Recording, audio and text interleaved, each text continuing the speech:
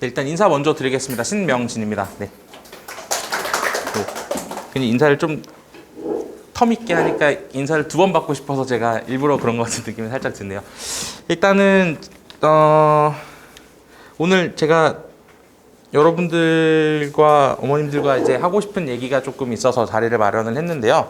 일단 1차적으로는 이제 물론 뭐 살짝 설명회니까 홍보의 느낌도 있긴 하지만 사실 그것보다 더 중요한 건 어쨌든 간에 우리 아이들의 기말 대비를 위해서 어떤 식으로 준비하시는 게 좋은지에 대한 조언을 좀 드리고, 그다음 저는 뭐 이렇게 준비한다라는 개괄적인 얘기를 좀 드리고 싶어서 자리를 마련을 했습니다. 그래서 참석해 주셔서 정말 진심으로 감사드리고요. 2가지를 같이 볼 건데요. 일단 첫 번째는 이제 간단한 개괄적인 설명을 좀 드리고, 그다음에 기말 얘기, 궁금해하실 기말 얘기를 조금 본격적으로 드려보려고 해요. 일단 좀 빠르게 같이 한번 볼게요. 이미 한번 본 상태니까요. 중간고사를 어떠셨나요? 그러니까 뭐 주변에서 들었던 얘기들과 비교했을 때라던가, 또는 아이가 준비했던 방향이 시험에 조금 잘 맞아 떨어졌는지, 또는 준비는 되게 많이 한 것 같은데 생각보다 점수는 또 그렇게 좋지 못한 상황인지, 뭐 이런 결과들이 조금 학생마다 조금씩 다를 수 있겠죠. 그래서 이제 그 방향을 맞춰 나가는 게 앞으로 남은 기간 동안의 숙제라고 보시면 되는데, 일단 배제 같은 경우는 가장 기본적인 그 경향성이나 이런 것들을 좀 말씀을 드리면, 사실 저는 수학 강사니까요. 사실 뭐 강사이기보다는 선생님이라고 불리고 싶어 하긴 하지만, 이제 배제 수학 같은 경우에는 사실 난도가 굉장히 높은 편이에요. 근데 대신 이번 중간고사는 조금 예외적이기는 했습니다. 근데 지금 요즘이라고 하기에는 조금 애매하지만, 작년 같은 경우도 1학기 1차 고사, 그러니까 중간고사죠. 중간고사 난이도가 되게 쉬웠고, 제가 예전 겨울방학에서 이제 넘어오는 설명회 때도 말씀을 드렸지만 100점이 3명인가 4명이 나왔었고 99점이 8명, 그다음에 98점과 97점에서 이 앞에 98점 이상에서 1등급이 끊겼어요. 그냥 98점인데 2등급이 나오는 웃지 못하는 상황이 발생을 했었던 게 작년 시험이고요. 올해 시험 같은 경우는 그 정도까지는 아닌데 사실 결과적으로 보면 비슷해요, 지금. 왜냐면 한 문제 차이로 그 안에서 지금 등급이 뭉쳐져 있는 상황이기 때문에 기말고사가 굉장히 어려워질 가능성이 100%다. 그렇지 않고서는 학교에서 아이들의 등급 구간을 나눠서 대신 만들어줘야 아이들이 대학을 갈 수 있으니까요. 학교 입장에서는 당연히 필수적으로 그렇게 진행할 가능성이 커 보인다. 이렇게 말씀을 드리고 싶고, 일반적으로도 보면 킬러랑 중킬러가 합쳐서 한 7개 정도가 배치가 됩니다. 실제 문제 수가 보통 25개 플러스 마이너스 정도로 나오는데 그중에 7개 정도가 나오니까, 대신 이제 기말고사 같은 경우나 또는 학년이 올라갈수록 문제 수가 많아지면 풀이 시간이 되게 길어지기 때문에 문항수는 좀 줄어들어요. 22에서 23 정도 사이로 끊기는 경우가 대부분이고요. 그 중에 한 7, 8문제 정도가 고난도 문제로 출제가 된다라는 게 핵심입니다. 실제 여기서 고난도 문제라고 얘기하는 건 그냥 일반 시중 문제집에서 얘기하는, 뭐 이해하기 편하시게 센이나 이런 걸로 말씀을 드리면 센 B 정도의 문제가 일반 문제인 거예요. 센 C 정도의 문제에는 중킬러와 킬러가 섞여 있습니다. 그러니까 결국엔 그냥 센 C에서만 나오는 문제가 7, 8문제가 된다. 그 말은 다시 말하면 아이들이 철저하게 준비하지 않으면 손도 못 대는 문제가 8문항 가까이 된다. 이렇게 보시면 되는 거고요. 그게 또 그렇다고 해서 부교재를 충실하게 반영해 주느냐? 사실 실질 반영률이 그렇게 높지 않은 학교가 이 배제고입니다.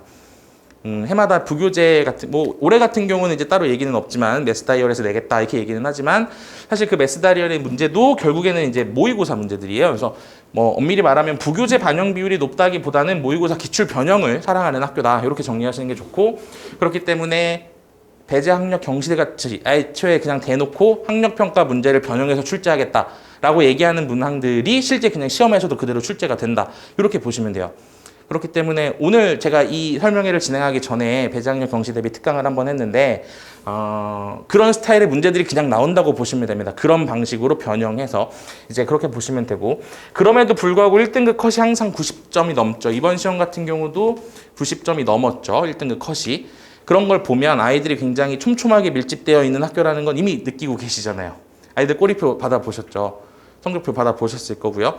얘가 이 점수면 이 정도는 나오겠지 했는데 그것보다 되게 등수가 낮아서 깜짝 놀라신 분들도 계실 거고, 뭐 반대인 분들도 계실 거고, 중요한 건 그래서 등급 컷이 높은 만큼 이 중킬러나 킬러 문제에 대한 철저한 대비를 통해서 잘 맞춰내야만 문제를 풀 수 있는데, 이게 또 시간 얘기가 항상 아이들이 빼놓지 않아요. 특히나 제가 일부러 작년 기말 시험지의 문항을 분석을 한 자료를 만들어서 지금 드렸거든요. 요거 같이 한번 봐주실까요? 여기 보시면 제가 이제 뭐 주요 문항이랑 그다음에 총평에 대한 얘기랑을 같이 좀 적어놨는데 이걸 전부 다 말씀드리면 오늘 시간이 너무 오래 흘러가니까 제가 이제 중요한 것들만 조금 말씀을 드릴게요. 일단 첫 번째 특징 맨 뒤쪽에 보시면 제가 총평을 정리를 좀 해놨는데 맨 첫 번째 맨 뒷페이지에 보시면 이제 총평이라고 해서 제가 정리를 해놨어요. 이게 작년만 특징이 이렇게 될지 올해도 이렇게 될지는 모르겠으나 제가 예상하기로는 비슷할 것 같습니다. 작년 같은 경우 1등급 컷이 80점이 못 넘었었던 걸로 기억을 하거든요. 그 시험만 놓고 봤을 때는 100점 받았던 아이들이 잘 받은 아이들이 받아온 점수가 87점 뭐 이랬어요. 근데 이제 제가 지금 데리고 있는 2학년들의 경우 소월반만 20여 명 가까이 되는 굉장히 우수한 자원들이 뭉쳐져 있는 반이거든요. 근데 그 자원들 중에서도 잘 본 학생들이 뭐 그 정도 라인에 랭크될 정도라면 실제 시험 문제 난이도는 아이들이 느끼는 체감 난이도는 굉장히 높았다. 그럴 수밖에 없는 이유가 그 두 번째 문단부터 한번 보시겠습니까? 기존의 출제 방식과는 다르게 계산을 복잡하게 한 문제. 근데 그 문제가 제가 지금 6개를 잡아놨죠. 이게 왜 복잡해졌는지를 이해하셔야 돼요. 그림을 안 줬어요. 이게 무슨 말인가 싶으시죠? 작년 같은 경우가 출제 범위가 이제 여러 가지 방정식과 부등식을 끼고 출제가 되었고요. 그 다음 여기가 도형의 방정식이라고 불리는 단원인데 이 단원은 말 그대로 도형 단원이기 때문에 점이라던가 직선이라던가 원이라던가 이러한 도형들을 이동하는 얘기까지가 이 단원 구성에 들어갑니다. 그럼 그림이 있어야 아이들이 사고하기 편해요. 근데 그림을 안 줬어요. 문제 한번 보시겠어요? 앞에 거 넘기면서 그림이 있는 문제가 있는지. 전 이런 심 처음 봤습니다. 제가 타이핑만 한 거예요. 실제 기출문항이라고 써있는 항목에 있는 게 제가 실제 타이핑만 한 거예요. 그림이 없어요. 도형의 방정식 단원에서 시험 문제가 나왔는데 그림을 주지 않았습니다. 그림을 주지 않았다는 건 아이들한테 전부 다 직접 그려서 풀어라. 니들이 생각해라. 니네가 생각하고 그린 다음 풀어라. 이렇게 얘기했다는 거죠. 그럼 아이들 입장에서는 그림을 주어진 그림 속에서 생각하던 거가 익숙했던 아이들 입장에서는 지금 현재 이 시험지를 봤을 때는 시간이 모자랄 수밖에 없었던 구조인 거예요. 근데 얘가 또 계산이 쉽지 않습니다. 계산이 쉽지 않은데 그림도 안 줬고 그러니 사고하려니 시간이 오래 걸릴 수밖에 없고 생각했다 하더라도 계산이 복잡하니까 실수를 한다거나 답을 내지 못하고 그러니까 1등급 점수가 쭉쭉 떨어지는 거죠. 학교에서 정말 지엽적으로 낸 건 아닌데 막 이렇게 엄청 그 사소한 부분으로 꼬집어서 문제를 낸 건 아닌데 그냥 러프하게 툭툭 던졌지만 오히려 러프하게 던지면서 그림을 주지 않아 버리니까 지금 문제가 아이들한테는 훨씬 더 크게 어렵게 느껴졌던 상황이거든요. 이런 식으로 시간 부족을 100% 만들어내기 위한 장치들이 굉장히 여러모로 존재하는 게 배제고 시험이에요. 그래서 이런 것들에 대해서 충실하게 준비를 하지 않으면 그러니까 잘한다고 평가받던 친구도 어떤 부분을 공략당하냐에 따라서 갑자기 점수가 뚝 떨어질 수 있어요. 이 전방위로 전부 다 올라운드 플레이가 돼야 되는 게 배제 시험에서의 고등급을 위한 지름길이거든요. 그럼 이제 그걸 어떻게 준비를 해야 되냐가 핵심인데 두 가지에 일단 주목을 하시면 돼요. 첫 번째는 이 부분, 킬러와 중킬러 부분. 이 부분은 사실 아주 어려운 고난도 문제를 대놓고 출제하지는 않아요. 학교 내신 시험이니만큼. 그리고 지금 우리가 1학년이잖아요. 1학년이기 때문에 낼 수 있는 가장 어렵다고 하면 이제 이게 경시로 넘어가야 돼요. 근데 이런 문제는 출제를 하면 교육청에서 태클을 겁니다. 아이들이 이 시험지는 출제 과정에 뭐 안 만든 거 아닙니까? 하고 얘기를 걸면 장학사가 와서 제시험을 봐라. 문항별 제시험 요구를 하기 때문에 그렇게까지는 출제할 수가 없는 거죠. 자, 그러면 함정을 팔 수밖에 없어요. 그러니까 뭐 아이디어는 평이합니다. 뭐 가계 2등분선을 구해라. 근데 가계 2등분선이 아니고 3등분선을 구해라. 이렇게 얘기하는 거예요. 아이들이 생각 안 해봤거든요. 2등분선만 주구장창 구했거든요. 공식 외웠거든요. 근데 갑자기 여기다가 각을 3등분선으로 만들어라 이래버리니까 이게 원리가 이렇게 되는 거죠. 현장에서는. 그러니까 그런 것들에 대해서 미리 짚어주는 수업이 되어야만 안정적이다. 일단 그렇게 얘기를 드리고 싶고, 다음 중킬러와 킬러를 대비하기 위해서는 그러면 어떻게 해야 되냐? 어려운 문제인데 어떻게 해야 되나요? 간단하게 정리드리면 이렇습니다. 어려운 문제가 어렵게 느껴지지 않게 만들면 돼요. 이제 말이 쉽죠. 어려운 문제가 어떻게 하면 안 어렵냐? 어려운 문제가 뭐라고 생각하실까요? 수학 입장에서? 아버님께 한번 여쭤봐도 될까요? 어려운 문제가 뭐라고 생각하시나요?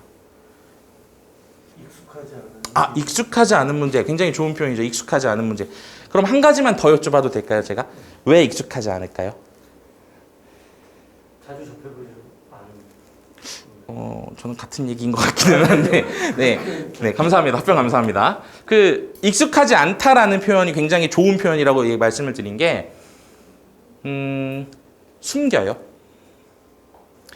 그러니까 뭐 이런 거죠. 낯설게 하기 같은 뭐 국어 지문에서도 뭐 이런 표현 쓰잖아요. 이렇게 맨날 뭐 낯설게 하기에 가장 전형적인 게 이제 순서를 바꾼다거나 도치를 시킨다거나. 또는 그림을 줬던 문제에서 그림을 뺀다거나 원래는 각의 이등분선이라고 표현되던 걸 같은 의미를 갖는 다른 수학적 표현으로 도치시킨다던가 이런 것들을 써먹어서 문제를 출제를 하면 아이들이 한 번 더 사고해야 되는데 그걸 물론 선생님들이 수업 시간에 가르치십니다. 저도 가르쳐요. 근데 아이들이 그걸 갖다고 인지하는 데까지 시간이 좀 오래 걸려요. 아까 뭐 예를 들었던 각의 이등분선은 사실 엄밀히 말하면 이런 얘기거든요. 어려운 얘기가 아니에요. 어머님들 보세요. 각의 이등분선은 이런 겁니다. 각이 이렇게 있었을 때 이 각을 이등분하는 선을 그려봐라. 그리고 이 선의 직선의 방정식을 찾아라. 뭐 이런 겁니다. 그럼 이제 이 각을 반띵한다라는 생각으로 접근을 하면 이 문제 못 풀어요. 이 문제는 그렇게 푸는 문제가 아니고 이렇게 그리고 이렇게 그려서 이삼각형과 이삼각형이 서로 합동이니까 이 길이랑 이 길이가 같다. 왜? 뭘 배우냐면 점에서 직선까지의 거리 공식을 배우거든요.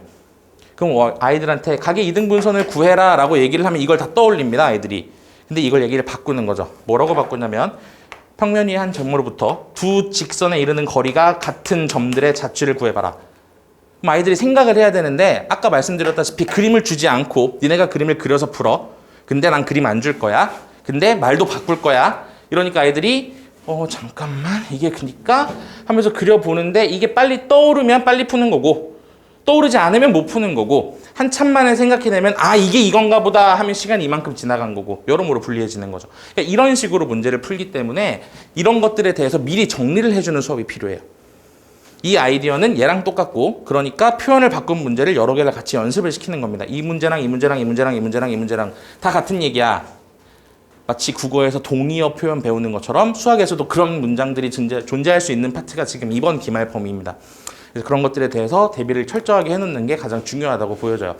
그래서 그런 도구들이 나왔을 때, 그런 얘기들이 나왔을 때 나한테 어떤 행동을 하라고 시키는구나 라는 것들이 여러 개 중첩되면 난이도가 올라갑니다. 대놓고 드러나지 않더라도 그런 표현들 3개를 섞으면 굉장히 어려운 문제가 되는 거고요. 한 2가지 정도 섞으면 이제 중킬러 정도가 되겠죠. 그리고 애초에 그냥 대놓고 보여주면 기본스러운 문제, 개념스러운 문제가 되는 거고요. 이제 그렇게 문제를 이해하시면 되는데 그런 그 도구가 중첩된 문제들을 풀어나가는 연습을 시킨다. 미리 정리해주고 미리 체계적으로 풀 수 있는 루틴을 짜주는 게 중요합니다. 아이들이 물론 많이 풀면 당연히 스스로 어느 정도의 루틴이 만들어지기는 해요. 근데 보통은 알려준 방식대로 풀다가 변칙에 대응하는 게 훨씬 더 편하기 때문에 애초에 통짜의 프로세스를 그냥 전달해 주는 거죠. 이렇게 사고한다.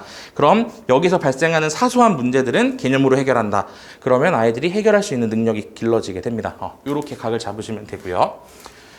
그래서 이제 제가 진행하는 프로젝트 이름이 야심만만 프로젝트라고 부르는데요. 제가 이제 붙인 이름이에요. 그래서 보통 이제 이 안오다 할 수 있어 파트가 이제 방학 때 시작하는 파트이고요. 그 다음 이제 본격적인 내신 대비로 들어가면 심플리스트 더 베스트부터 시작해서 이제 이렇게 진행이 되는데 이 심플리스트 더 베스트 파트는 개념 설명을 다시 한번 하는 파트입니다.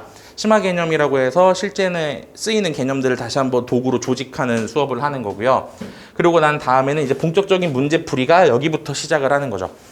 여기에서 푸는 문제는 센 B 정도 문제 수준들, 센 C의 초입 부분에 해당하는 문제들, 센 C를 넘어서는 문제들까지도 이제 맨 마지막 만반의 준비 단원에선 다루게 됩니다. 그래서 지금 아이들하고 같이 진행을 하다 보면 심플리스트 베스트 때는 문제가 잘 풀려야 했던 아이들이 딱 여기 들어가면서부터 애들이 이제 제가 수업 시간에 9개 내지 10개 정도의 문제를 준비를 해서 나타나고 수업 시간에 그 문제만 풉니다.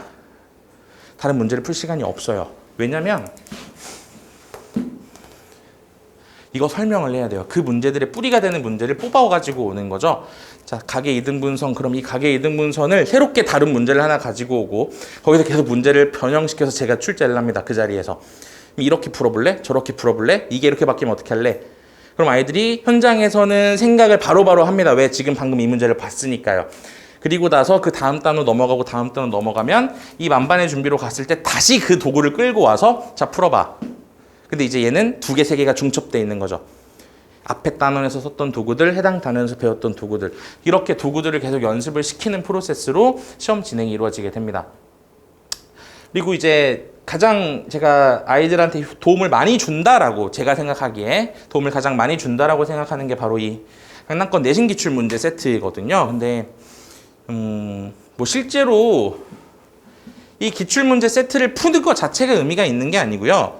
기출 문제 중에서 쉬운 문제를 푸는 건 의미가 없어요. 그러니까 예를 들어서 배재고 시험을 대비하기 위해서 뭐 상일여고 시험을 본다거나 학교를 무시하는 건 아니지만 또는 뭐 광문고 시험을 본다거나 근처 학교 거 시험지를 본다라는 게 의미가 없는 거죠. 왜냐하면 그렇게 안 나오니까요. 형태가 비슷하고 난도가 비슷하고 또 아이들의 수준이 비슷한 밀집도가 비슷한 학교에서 특히 중요한 건 밀집도거든요. 밀집도가 비슷한 학교의 시험지들 중에 그 중에서도 좋은 것들을 3세트 내지 4세트 정도를 골라서 그 전주부터 한 시험 한 2주에서 3주 전 정도부터는 실제 그 시험 문제를 시험 시간에 맞춰서 문제를 풉니다. 그리고 그 점수에 따라서 아이들한테 나가는 문제 난이도도 당연히 달라지게 되고요. 이런 것들이 아이들한테 제일 많이 도움이 되는 상황인 거고, 왜냐하면 낯선 표현들이 굉장히 많이 등장하게 되거든요.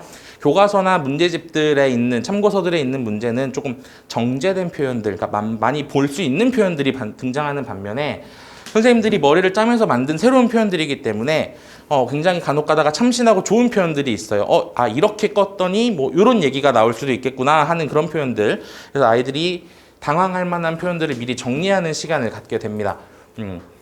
그다음에 이게 이제 보통 이런 식으로 수업을 진행한다라고들 말씀을 드리면 사실 좋아 보이죠.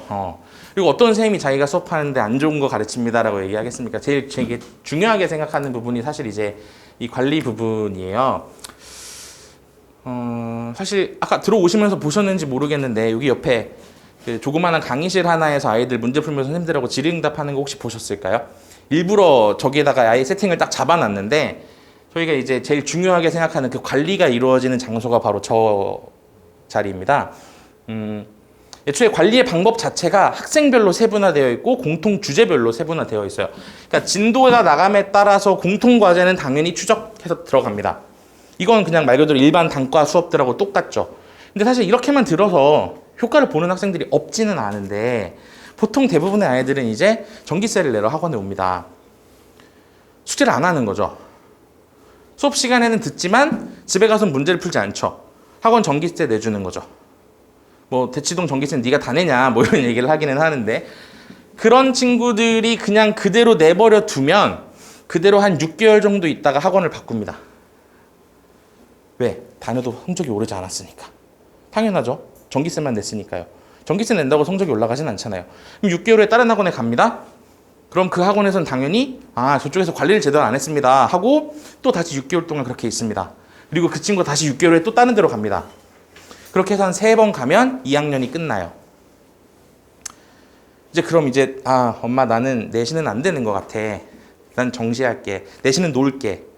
그리고 아이들이 면제부를 받아요. 1년 후 수능만 잘 보면 된다. 그러니까 또 6개월을 온팡지게 놉니다. 그리고 6월쯤 되기 시작하니까 이제 초조하고 떨리기 시작해요. 그때부터 이제 공부를 하겠다는 등, 뭐 인터넷 강의를 듣겠다는 등, 뭐 프리패스를 끊어달라는 등, 뭐 이런 얘기들이 등장을 하거든요. 그게 사실 제가 아까 강사보다는 선생님이고 싶다라고 말씀을 드렸던 거가 물론 저야 제 목표와 이익을 위해서 수업을 하는 것도 있지만 적어도 이 자리에 섰을 때 아이들이 저한테 선생님이라고 불러주면 제가 그 꼴을 볼 수가 없거든요. 그러니까 얘가 6개월 있다가 그냥 넘어갈 게 뻔하면 얘가 한 달 만에 못 버티고 나가더라도 얘를 일단 변화시켜야겠다는 생각이 제일 커요. 그래서 제가 학생마다 조금 대하는 태도가 조금씩 다 다릅니다. 그러니까 열심히 하는 친구한테는 그냥 이대로 무너지지 않게끔 유지해 주는 것. 머리는 있는데 공부를 안 한다. 그러면 제가 게으른 천재라고 부르는 친구들, 똑똑한데 무식한 친구들 있죠. 공부를 안 해서 머리는 좋으나 알고 있는 게 없는 친구들. 그럼 이제 얘는 천재의 반열로 바꿔주려면 계속 갈궈야 되는 거고요. 사실 정말 안타까운 친구들이 있기는 하죠. 부지런한 바보들. 아는 것도 없고 대신 아는 거는 많아요. 공부를 열심히 하거든요. 대신 머리가 그렇게 좋지 못한 친구들.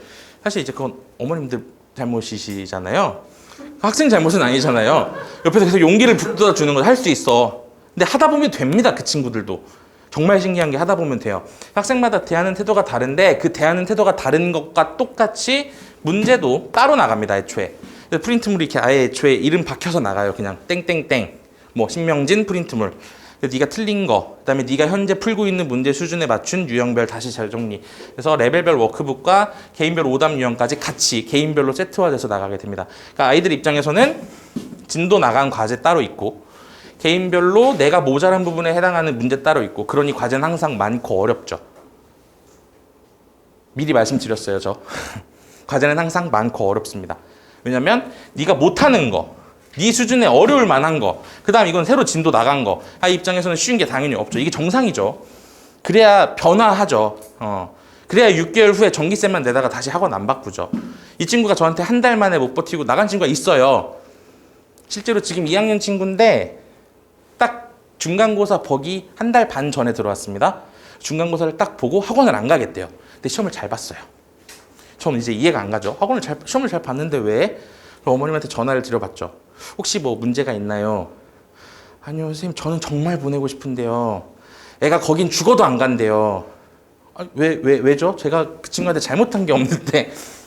아니요, 좋은데, 수업도 좋고, 뭐, 선생님 수업도 잘하시고 다 좋은데, 너무 힘들대요. 자긴 그렇게까지 힘들게 공부하고 싶지 않대요. 어떤 부분이 그랬더니 숙제가 하루에 5시간씩 해야 되니까 애가 평소에 일주일에 5시간 공부를 하다가 5시간씩 공부를 해야 되는 상황을 만들고 그걸 강요를 하고 안 하면 막 불러내고 강제로 작심 위에 스터디 카페 너 일로 와. 지금 틈나는 대로 불러대니 애가 이제 나 못 견디겠다. 근데 카페는 다니더라고요, 여기는. 근데 이제 학원은 잠깐 좀 쉬겠다. 나중에 내신 대비할 때 필요하면 다시 급해지면 지가 간다고 할 것 같아요. 이렇게 해서 그만두는 친구들도 있기는 한데 뭐 설사 그럴지라도 제 역할이 아이들을 가르치는 역할이고 아이들이 저한테 선생님이라고 부른다면 변화시켜야 마땅하다라고 보고 있기 때문에 이제 이렇게 아이들한테 전부 다 맞춰서 진행이 되게 됩니다. 그리고 이제 그건 제가 수업 시간에 하는 것들이고 아까 보셨던 게 이제 그 LC, 저희가 레벨업 클래스라고 불리는 LC가 있는데 보시면 저기 안에 생각보다 선생님들이 굉장히 자주 많이 들어가 있어요. 많게 들어가면 학생은 1명인데 선생님이 4명이 들어가는 경우도 있거든요. 왜 그런 현상이 발생하는지 말씀을 드려볼게요. 일단 레벨업 클래스라고 진행을 하는 게 있는데 이게 뭐냐면 일반적으로 얘기하는 그냥 쉽게 말하면 클리닉입니다. 쉽게 말하면 클리닉 시간인데 개인적으로 이제 다른 선생님들이나 다른 학원들에서 하는 클리닉이 어떻게 진행되는지를 제가 좀 찾아봤었어요. 실제로 저도 재작년 정도까지는 그렇게 진행을 했었고 작년에도 비슷한 방식으로 진행을 하긴 했었는데 가장 선생님들 입장에서 진행하기 편한 방식이 어떤 방식이냐면 시간을 열어줄 테니 네가 와서 질문을 해라. 그쵸? 이 시간 동안은 질문을 받을 수 있어. 오면 돼. 그리고 클린 룸을 하나 열어주는 겁니다. 그럼 아이들이 막 와요. 질문을 하겠죠? 대신 시간대별로 효율성에 엄청난 차이가 납니다. 어떤 친구는 학생이 별로 없는 시간에 와서 거의 과외 받듯이 선생님한테 계속 질문을 하고 설명을 받고 이러고 가요. 만족도가 굉장히 좋죠. 어떤 친구는 왔는데 이미 앞에 한 10명 와 있던 거예요. 나도 그냥 거기 거서 문제를 풀다가 모르는 거 질문 한두 개 했더니 다음 학원 가야 될 시간이에요. 그래서 집에 가요. 그게 한 2-3번 반복되면 아이들이 와서 문제를 풀기 시작합니다. 풀어가지고 와서 질문을 하라 그랬더니 와서 풀다가 모르는 거 질문 좀 하고 갑니다. 그럼 이제 점점 여기에 누적 인원은 쌓이고 동시간대 한 20명씩 와 있고 선생님은 1명이고 아이들은 당연히 질문 제대로 못하고 답지 주세요. 답지 보고 그리고 집에 가죠. 제가 그 짓을 1년을 했어요. 지켜보면서 이게 무너졌다라는 생각을 했습니다. 근데 그럼에도 불구하고 만족도는 좋습니다. 왜냐하면 20명이면 그 꼴을 못 보겠어서 선생님을 4명이고 5명이고 막 때려 넣습니다. 제가 막 조교쌤들 모셔다가 다 일로 막 다른 데서 있던 쌤들 막 다 모셔다가 다 동시간대 막 인원 밀도를 높여요. 그럼 질문은 대응 가능하죠. 그러니 만족도는 좋습니다. 일단. 근데 또 하는 문제가 있어요. 그럼 시간이 안 맞는 아이들은 또는 소극적인 아이들, 나 질문 있어요라고 아이들 앞에서 얘기 못 하겠는 아이들. 질문 안 하고 가만히 있다가 가는 거예요. 또 보니까 질문을 안 하고 그냥 가만히 있다가 2시간 동안 문제만 풀다가 갑니다. 제가 최소 2시간 정도 왔다 가라고 얘기를 하니까 그렇게 발생을 하는데 안 되겠다. 아예 전면적으로 뜯어 고쳐야겠다라고 해서 지금 바뀐 시스템이 바로 지금 이 레벨업 클래스 시간입니다. 어떤 식으로 진행을 하냐면 애초에 시간 테이블을 만들고 학생별로 신청을 받아요. 그리고 그 시간은 마치 수업처럼 똑같이 관리를 하는 겁니다. 안 나오면 뭐 문자 받아 보셨겠지만 안 나오면 왜 안 나오냐고 카톡 보내고요.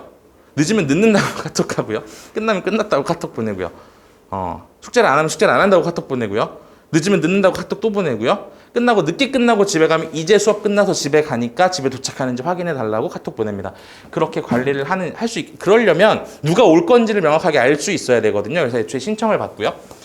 주에 1.5시간 내지 2시간 정도는 필수적으로 참석하게끔 의무적으로 할당을 합니다. 그럼 아이들이 제가 정해진 날에 신청을 동시에 쫙 해요. 그러면 그걸 시간표로 짜서 그거에 맞춰서 아이들을 진행을 하고 이때 그 시간에 하는 것들은 이제 이런 것들이 진행이 되게 됩니다. 제일 중요하게 보는 게 레벨업 모의고사인데요. 쉽게 말씀드리면 이런 거예요. 약간의 게임을 한다라고 보시면 됩니다. 단원별로 당연히 아이들마다 호불호가 갈리고 유형별 난도가 달려요. 그러면 어떤 친구는 이렇게 볼 수 있는 거죠. 어떤 친구는 잘합니다. 그래서 전반적으로 이제 저희 레벨 단계에서는 레벨이 높을수록 잘하는 거라고 기준을 잡았는데 뭐 어떤 친구는 전반적으로는 뭐 한 5등급, 5레벨, 6레벨 정도를 문제를 풀 수 있는 친구가 있다고 쳐볼게요. 5레벨에서 6레벨이면 중킬러와 킬러 사이 정도 되거든요. 그런데 특정 단원은 진짜 못하는 친구들이 있습니다. 1학년 거 가지고 얘기를 해볼까요?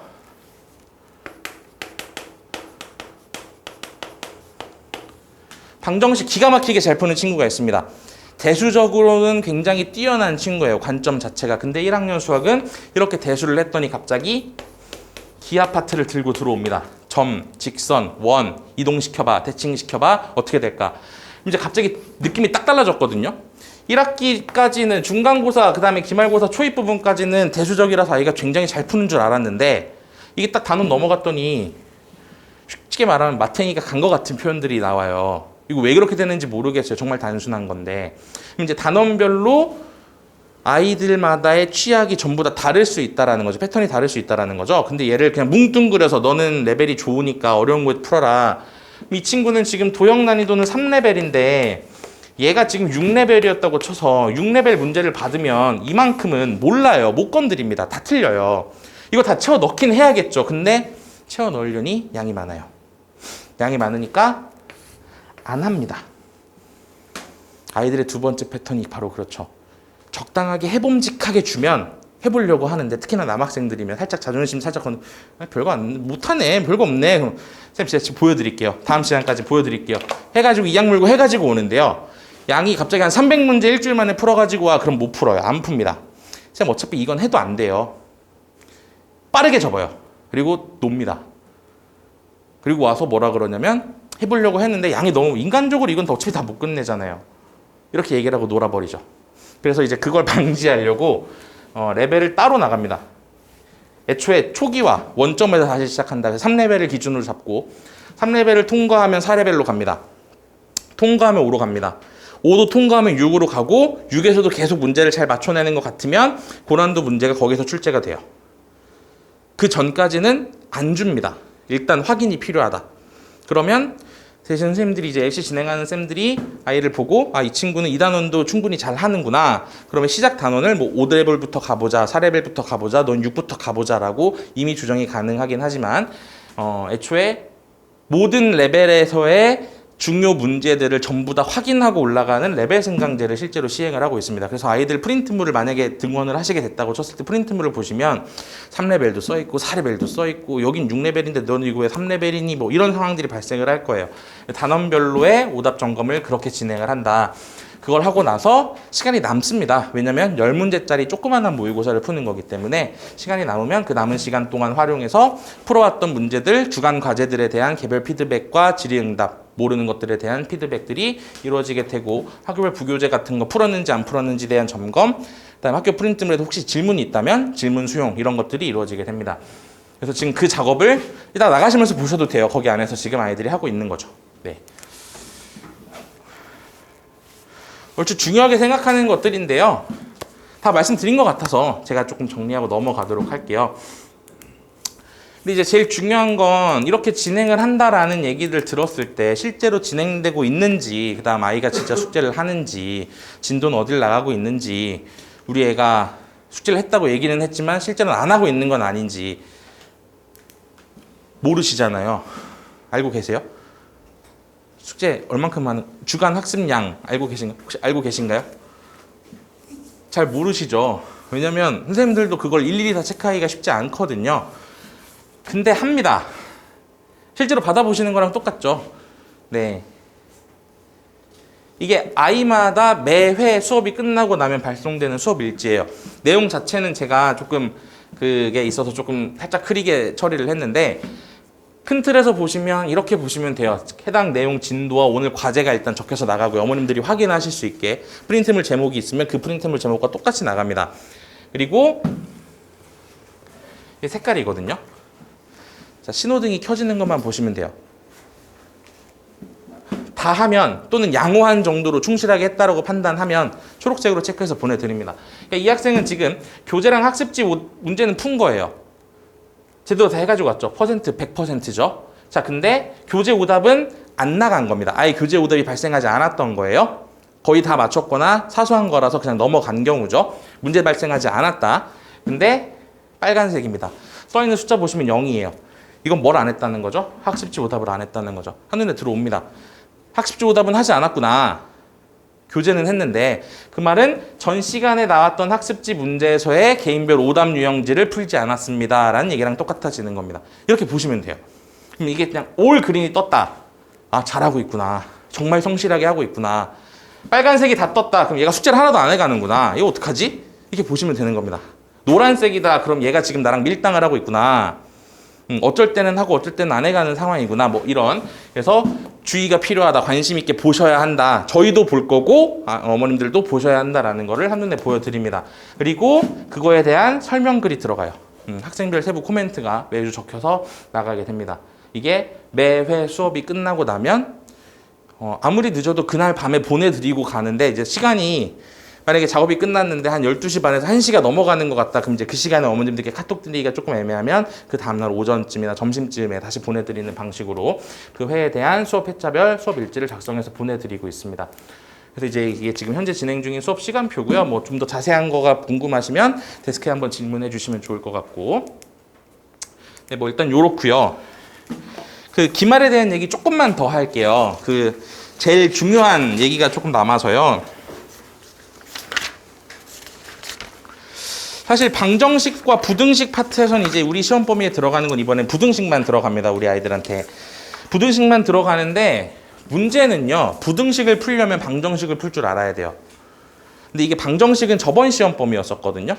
근데 아이들이 방정식과 부등식 단원 중에 뭘 더 어려워하냐면 방정식을 더 어려워합니다. 왜냐면 부등식은 방정식을 풀 수 있으면 따라와요. 몇몇 특별한 스킬들이 있기는 하지만 결국엔 방정식부터 시작이라고 보시면 됩니다. 근데 작년 같은 경우도 도형의 방정식이라 그래서 이제 단원이 방정식, 부등식, 도형의 방정식 이렇게 나왔었기 때문에 이게 도형의 방정식에서 많이 나올 줄 알았는데 그러지 않았어요. 물론 이건 그냥 제 예측입니다. 이번에도 아마 방정식을 빙자한 부등식이 한 4-5개 정도 출제가 될 거라고 예상을 하고요. 나머지 15개 넘는 문제들이 도형의 방정식에서 출제가 될 거라고 보여지는데 아마 보나 마나 이번에도 그림은 많지 않을 겁니다. 아이들한테 전부 다 직접 그리게끔, 그 다음 직접 조건을 다 변형해서 어떤 그림인지를 유추하게끔 나오는 문제들이 많이 출제가 될 걸로 보여져요. 그리고 지금 학교에서 대놓고 얘기를 하고 있는 게 매스 다이어리를 시험 범위에 넣겠다라고 얘기를 하는데 그 매스 다이어리 문제들이 뭔지 혹시 알고 계신가요? 그 문제가 모의고사 기출 문제들이에요. 배재고는 사실 한 6년 전부터 계속 모의고사를 사랑해왔던 학교예요. 심지어 모의고사 문제를 아주 어렵게 변형한 다음 대신 그 문제를 배점을 크게 걸면 아이들한테 원성이 자자하니까 그걸 역배점으로 내던 학교입니다. 그래서 배제고 문제는 항상 20문제로 정해져 있었어요. 16, 그 다음 서술형 4문제에서 20. 그래서 아이들이 공식적으로 16번과 20번은 안 풉니다. 왜냐면 가장 어려운 문제 2개인데 배점이 가장 짜요. 굳이 풀 필요가 없는 거예요. 이거 풀겠다고 깝죽대다가 실수를 해서 점수를 말아먹느니 그냥 쿨하게 버린다. 그래도 1등급은 나온다. 이 2개만 틀리면 1등급이 나온다. 맞추면 네가 1등 해. 난 1등급은 할게. 이런 전략으로 아이들이 문제를 풀었었거든요. 근데 지금은 역배점이 사라졌어요. 난이도 높은 문제를 맞춰야 살아요. 예전에는 그래서 실수가 중요했던 시험이라면 지금은 실수는 당연히 뼈 아프겠지만 어려운 문제를 남들보다 빨리 잘 풀어야 되는 시험으로 계속 바뀌어가고 있습니다. 그게 지금 3년 전부터의 추세예요. 작년 마찬가지였고 그 작년 마찬가지였고 대신 역대적으로 100점이 나오는 게 정상적이지 않다라고 보던 학교거든요. 이번 중간고사가 특별히 쉬웠던 거다.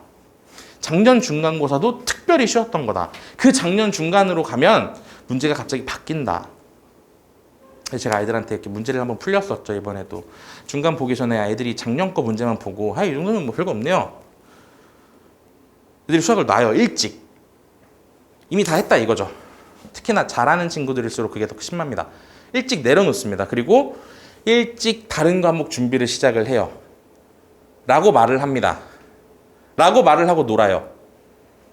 이게 무슨 말이냐면 수학은 제가 이제 한 달 전 정도 되면 저희 프로세스 상에서면 한창 중요한 걸 하고 있을 때예요. 뭘 하고 있을 때냐면 만만치 않을 걸과 만반의 준비를 하고 있을 때거든요. 그러니까 제 가장 주력 파트를 진행하고 있는, 그래서 제가 수업 한 타임 끝내고는 물론 지금도 이제 제가 원래 집중하면 땀이 나는 스타일이라 수업 한 타임 하고는 머리카락 싹 젖고 휴지로 닫고 그 다음 다시 수업하고 이러고 있는 중인데 아이들이 이때부터 숙제를 놓기 시작합니다. 왜? 자기는 잘하니까. 다른 과목 해야 된다 이거예요. 그리고 무너집니다. 밸런스가 제일 중요해요. 그 밸런스를 놓치지만 않는다면 기말에서는 중요하게 챙겨주셔야 되는 건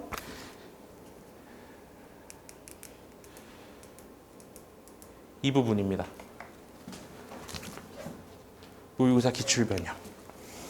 자, 근데 이게 기출변형이라고 하면 그 문제를 어디서 구하나요? 부터 시작해서 뭐 어떤 문제를 말씀하시는 건가요?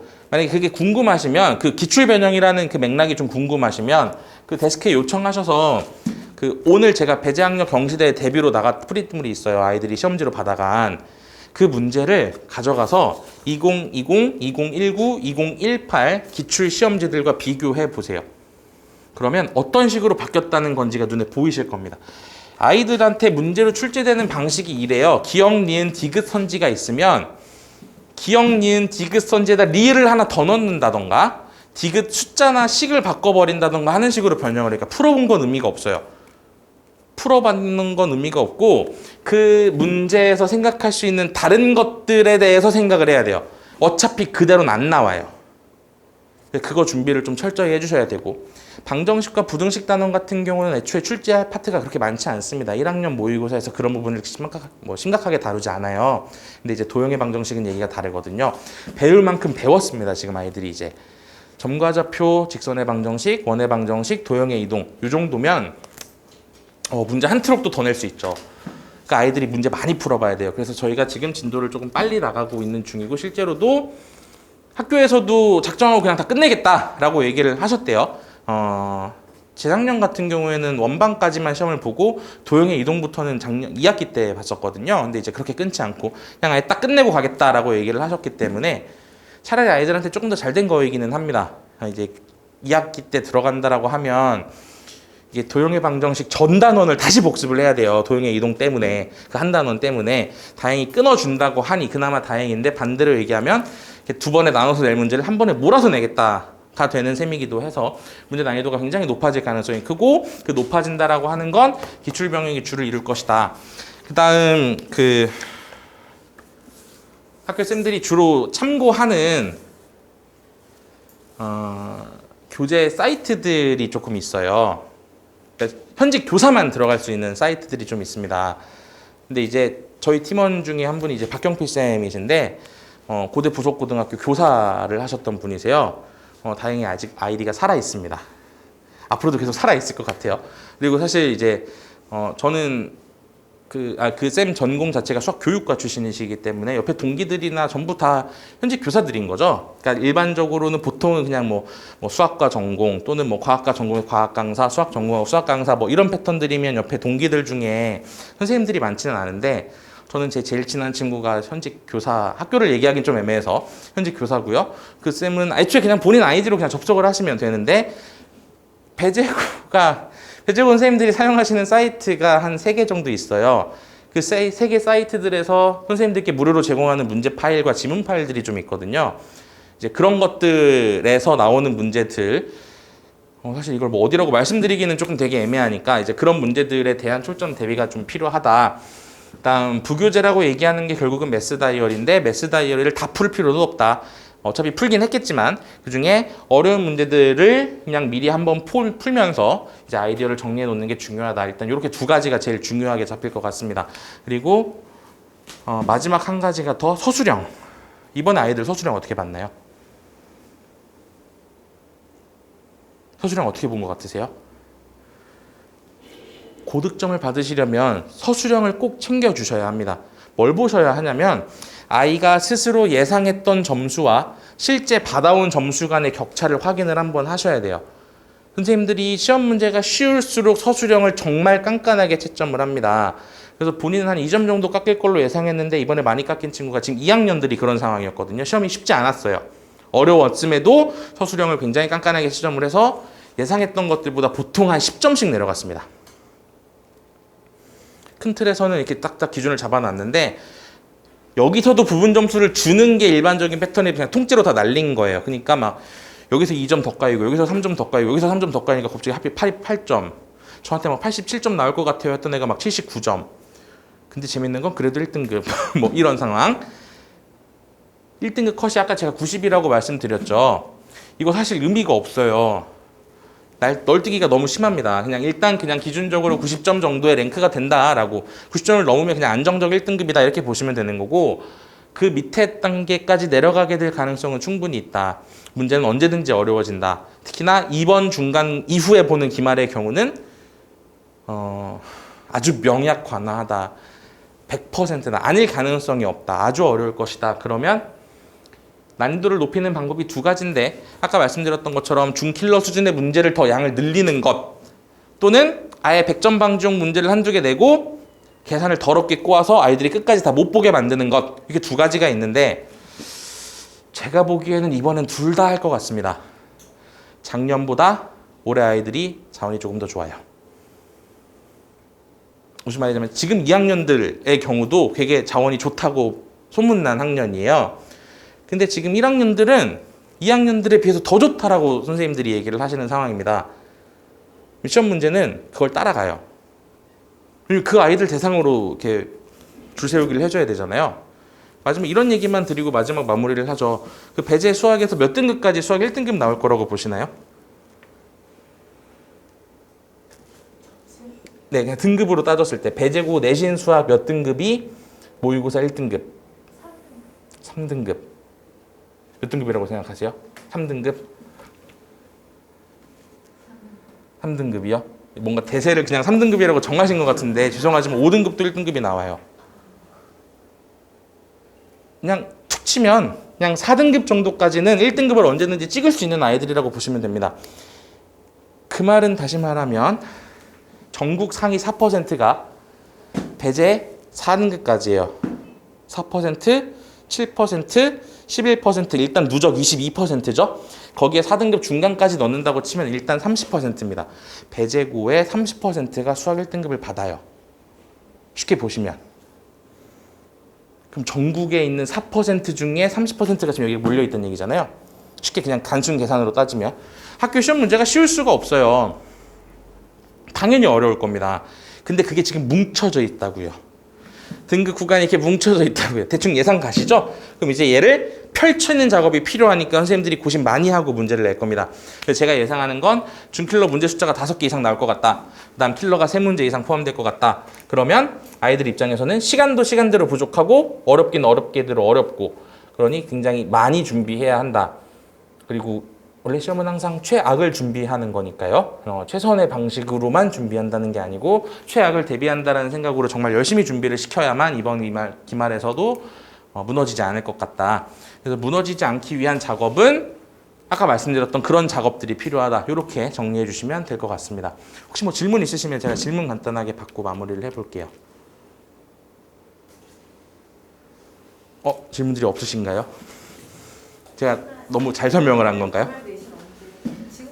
기말 내신 지금 이제 개념 진도가 끝났고요. 이제 본격적인 문제풀이 수업이 이제 들어갑니다. 그래서 아마 지금 보통 학원들은 다니셨거나 또는 다니던 곳에서 아마 이제 진도들을 나가고 있는 중이었었겠죠.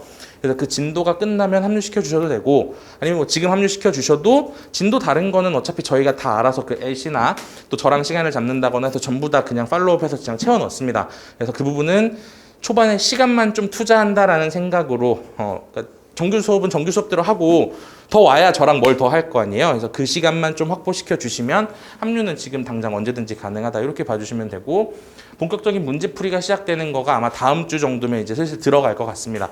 지금까지는 저희도 개념 진도 하면서 다시 한번 복귀하고 있었고요. 이제 문제풀이를 본격적으로 들어가는 시즌이니까. 그리고 저희가 중요한 거가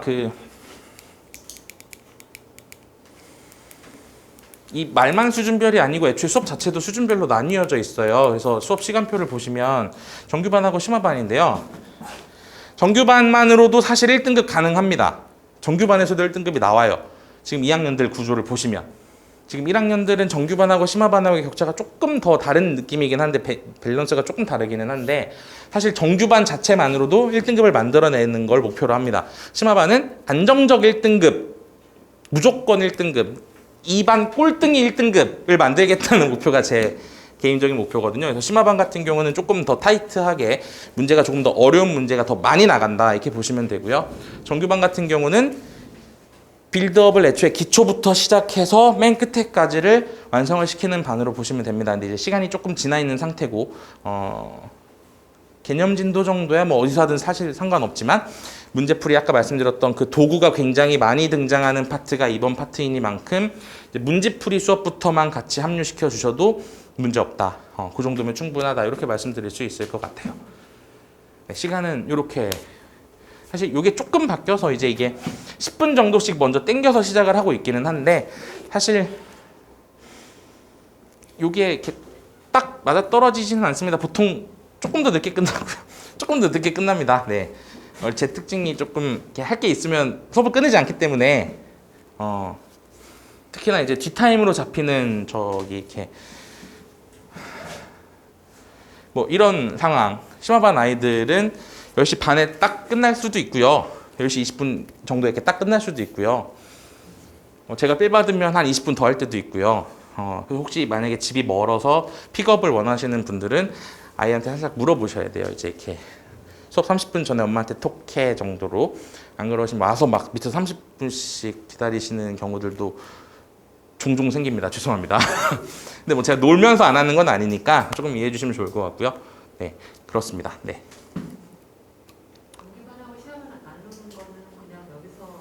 저희가 일단 이제 이빨을 희망을 하시면 저희가 실력 테스트지를 아이한테 보게 해요. 그리고 아이의 지금까지 선행 정도, 그다음에 문제를 뭘로 풀었었는지, 그다음 실제 점수가 얼마큼 나오는지, 내신 점수가 어땠었는지 등을 종합적으로 고려해서, 그러니까 지금 당장의 점수만으로 땅 잘라내는 게 아니고요. 이 수업을 따라갈 수 있느냐, 이 수업이 없어도 빈틈을 그냥 메꿔낼 수 있겠느냐를 봅니다. 그래서 그걸 본 다음에 추천을 드립니다. 대신 뭐 저는 정규를 들어야 되는 상황인데요, 심화반밖에 시간이 안 돼요. 뭐 듣는 것 자체를 제가 뭐라고 하지는 않지만, 또는 반대로 심화를 들어도 될 것 같습니다 라고 추천을 드렸는데 시간이 안 돼서 정규만 들을게요 하셔도 실제로 그런 친구도 있고요. 시간이 안 돼서. 근데 그 친구도 뭐 어쨌든 전부 다 할 건 똑같이 다 가기 때문에 대신 속도가 조금 다르다. 대신 정규반에 있어도 2반에 들어갔어야 되는데 시간이 안 돼서 2반으로 갔어요 하시면 문제가 다르잖아요 라고 질문하시는 분들이 있거든요. 의미가 없어요. 저희 수업에서는.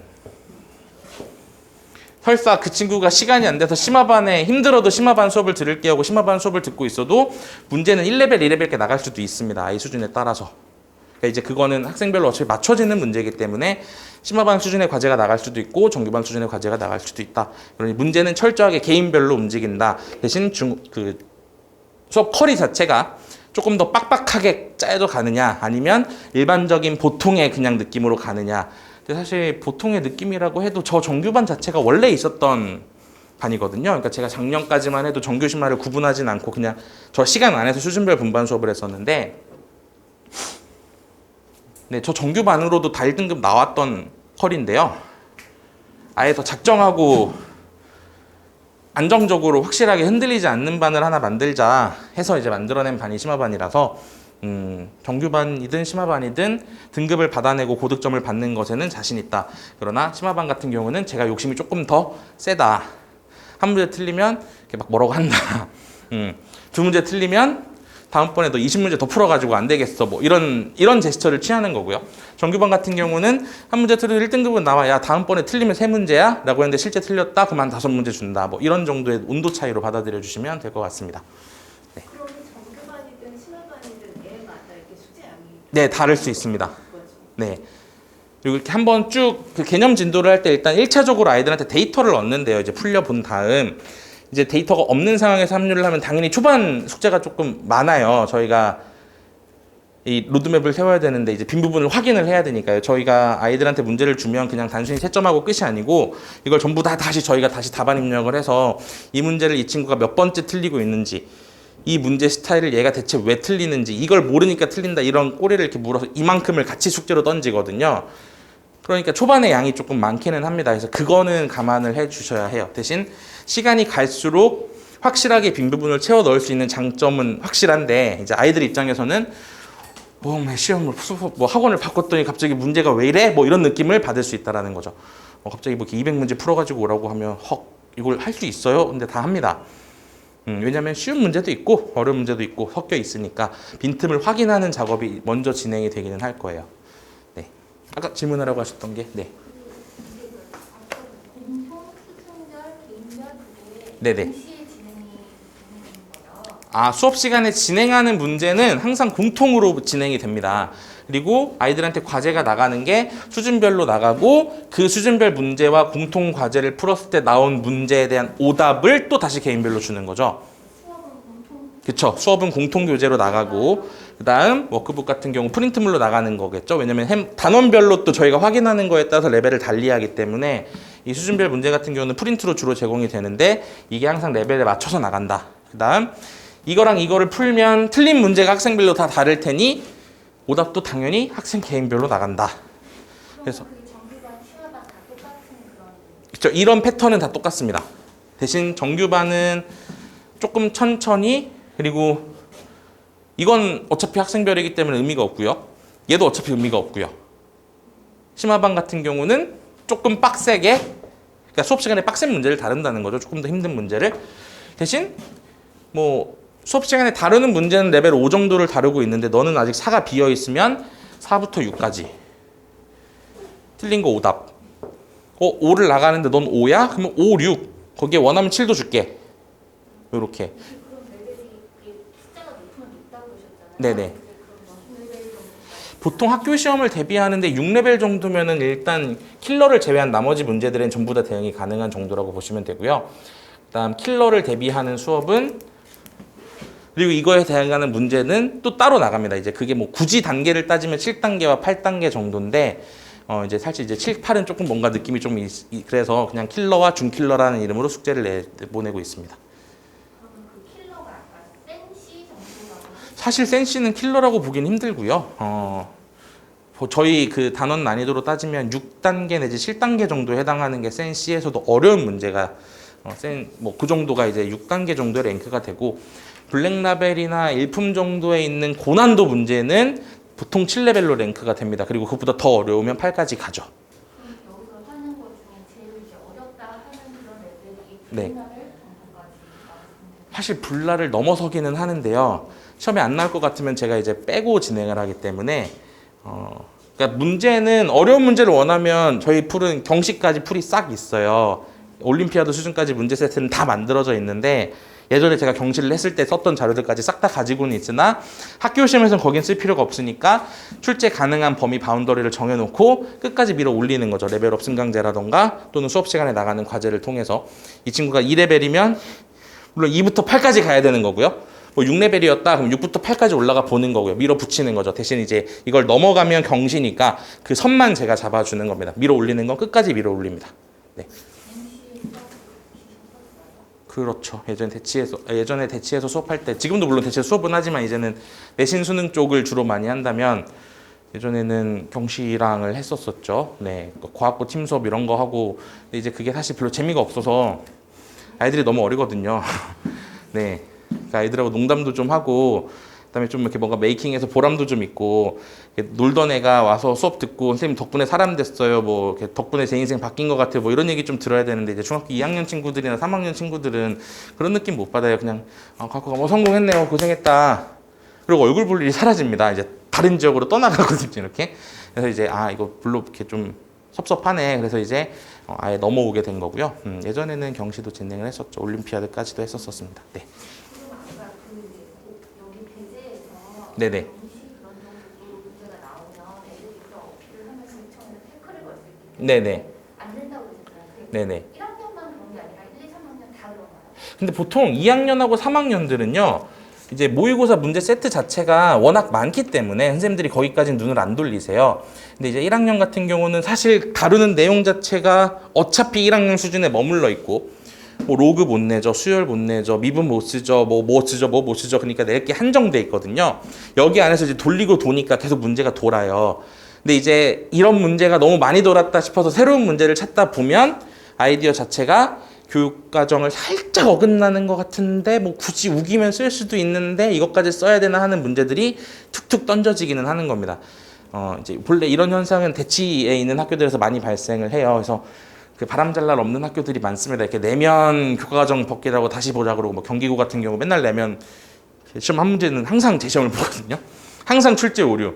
선생님들이 굴복하고 다시 재시험 보고 뭐 이런 경우들이 워낙 많은데 배제 같은 경우는 이제 그 정도까지는 아니지만 비슷한 느낌으로의 문제들은 출제가 된 적이 종종 있어서 이제 그 부분만 제가 이제 가이드라인을 잡는 거고 2학년하고 3학년 때는 굳이 그렇게까지는 돌리지 않아도 이미 워낙에 종류가 소스가 많아졌기 때문에 이제 굳이 거기까지는 안 돌리기는 합니다. 네. 그러면 어디서도 본 적이 없는 유형의 문제를 만들어서 출제한다든지 그렇진 않나요? 배제에서 보통 출제하는 방식은 그런 문제 같은 경우는 살짝 중간 다리를 살짝 놔요. 그러니까 여기 끝까지 가면 애초에 교과 과정을 벗어나니까 그 중간 지점에서 끊습니다. 그래서 시작을 하다가 이제 여기서 본격적으로 다른 내용을 써야 되면 거기서 살짝 끝낸 거예요. 그러니까 발상이 굉장히 어려운 문제들이죠. 그러니까 얘는 뭐 대비를 한다는 게 사실 불가능하고 그냥 말 그대로 피지컬 싸움이 되는 이제 탤런트 싸움이 되는 이 친구가 얼만큼 잘